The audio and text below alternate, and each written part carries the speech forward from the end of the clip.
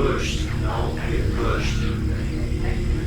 It doesn't work if you get pushed. You can't push it.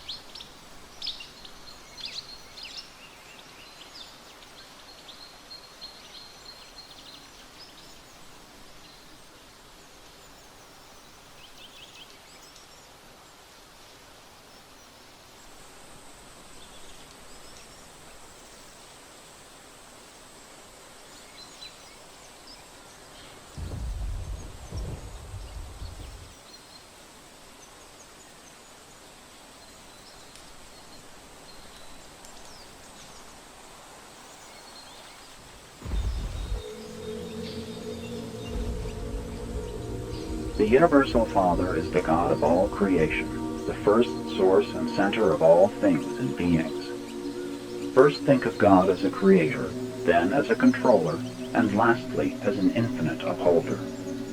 The truth about the Universal Father had begun to dawn upon mankind when the prophet said, "You, God, are alone, there is none beside you.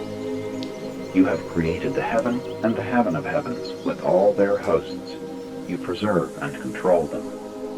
By the sons of God were the universes made. The Creator covers himself with light as with a garment and stretches out the heavens as a curtain." Only the concept of the Universal Father, one God in the place of many gods, enabled mortal man to comprehend the Father as divine creator and infinite controller. The myriads of planetary systems were all made to be eventually inhabited by many different types of intelligent creatures, beings who could know God, receive the divine affection, and love him in return. The universe of universes is the work of God and the dwelling place of his diverse creatures. God created the heavens and formed the earth.